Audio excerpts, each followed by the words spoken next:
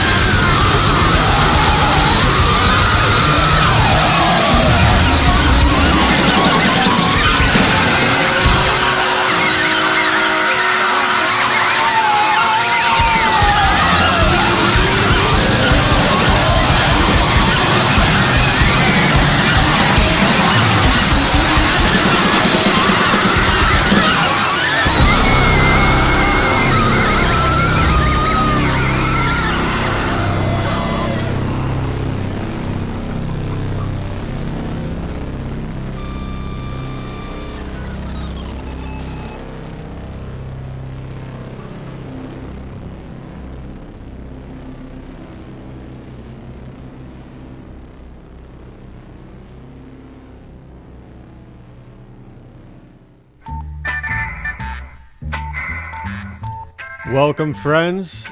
It's your host, Outer. Welcome to episode 333 of the Synoplex. Given that this is the first episode, you may have some questions about what the Synoplex is. Allow me to be of assistance. The Synoplex is a digital Zen cone. It is nostalgia for an era you've never experienced, for an art form that never existed. It is the dialectic between accelerationism and decelerationism. It is the superposition of a jogging noggin and a mind turned off. It is a record label in a world without records, which defies all labels. It is a mask for your brain with the face of Jim Carrey. It is an empty chalice of hamburger grease. It is an egregore composed only of tulpas. It is a conspiracy that asserts that the official story is never wrong. It is Bayesian Discordianism. It is Asian Pan-Africanism. It is a noun whose plural is Synoplex. It is academic pop culture. It is podcast-induced mass hysteria with a veneer of group therapy. It is Joseph Smith's beatific vision of L. Ron Hubbard whispering enlightenment to Christ on the fig tree. It is a variety show with exactly one segment. It is the knowledge that you shouldn't be listening in holy conflict with the gut feeling that you shouldn't stop. Believe it or not, I just did that whole segment in one breath. Real throat full. Anyways, it's just me today. My co-hosts, they called in sick. I don't know what their deal is. Yeah, to be honest with you guys, I've never actually heard a podcast before. I have listened to the radio a few times, so I think I know what this whole thing is about. So just bear with me. I do have my buddy Norman here. He has a couple things he'd like to say. Hey guys, Norman P. Carter here. Everyone doing alright? I've got some stuff I want to get off my chest. This NPC meme. I'm not angry, it's just a bit disappointing. I spent years practicing Vipassana meditation, experienced the dark night, made my way through it, and one day, my internal narrative just stopped. It's not easy work ridding yourself of a sense of self. This NPC meme makes a mockery of enlightenment. We can do better than this. Please vote for Hillary in 2020. Be the change you want to see in the world. Hey, this was a good talk, man. See you next time. Don't get too crazy this weekend, haha. Thanks a lot for coming on, Norman. I know you have a lot of things to do, so I'm going to let you go.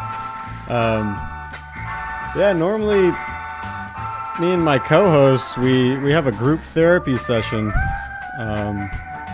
but they're not here today, so I think I'm just going to take a few minutes and do my Vipassana meditation. Norman got me real fired up, so yeah, and as I understand it, just dead air time is good podcasting.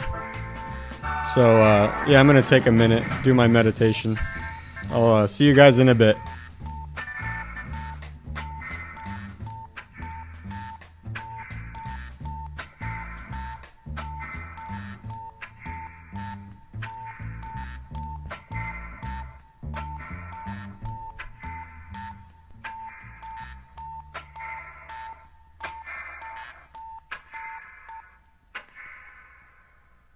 Hey, the big man's back.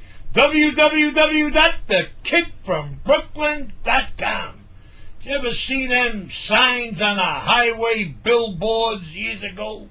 I'd walk a mile for a camel. Or they used to have cigarette commercials. The guy used to say I'd walk a mile for a camel. Well, let me tell all you young people out there, the big man would walk 20 miles for a quaalude, let me tell you. That was the drug back there in the late 70s and 80s, quaaludes. The good old Aurora 714, and they changed it to lemon, I tell you.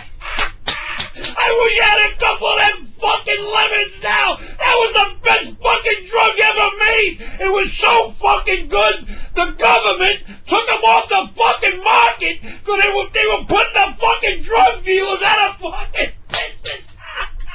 Non-narcotic, non-addictive, bring back the fucking quaaludes. You can take all the fucking cocaine, marijuana, and all them fucking designer drugs they make today and stick them up your fucking ass. There's nothing like a fucking Quaalude. I tell you, they were the fucking best. Having sex on a Quaalude, you thought you died and went to heaven, let me tell you. And when you had an orgasm, you thought you were on a fucking moon. Bring back them fucking Quaaludes. Anyway, think about it. This is the big man, the voice of the people. Roar 714. And the big man's always happy to see you. Hey guys, thanks for sticking around. Just did my meditation. Feel a bit disgusted with myself.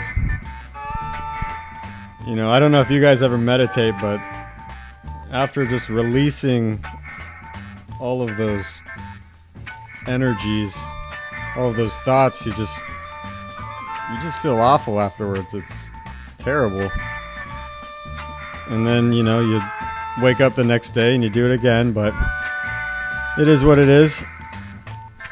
I think I'm gonna wrap this thing up with a little reading.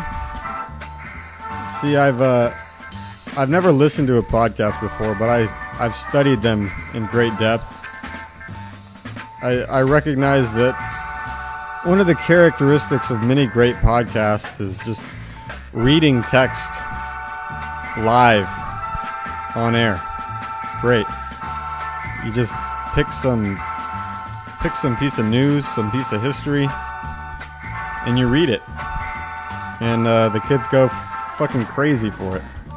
So I'm going to read you a little something from the Synoplex wiki. This is an article on eunuchs. Eunuchs are a race of multi-dimensional humanoids, most prominently recognized by possessing the torso of a man and the lower body of an ectoplasmic mer entity. Parentheses, no penis. Archaeological evidence suggests that eunuchs originated in Beta Israel, version 0.37, circa 2300 BP. Texts obtained from eunuch villages show evidence of the race having spoken Ge'ez, a language in the South Semitic language family. Scrolls attributed to the eunuchs describe in great detail what is now recognized as an early precursor to modern Taekwondo. Given that the eunuchs do not possess legs, but rather hover in the air supported by gravitational ichor, it is unknown why such texts exist.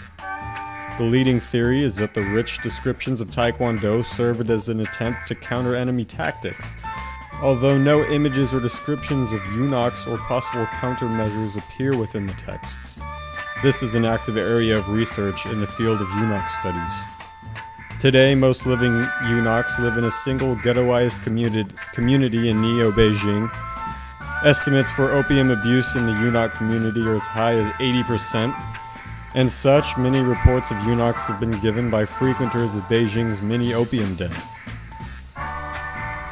Yeah, and that's eunuchs, so I'm gonna wrap this thing up with a little song by yours truly.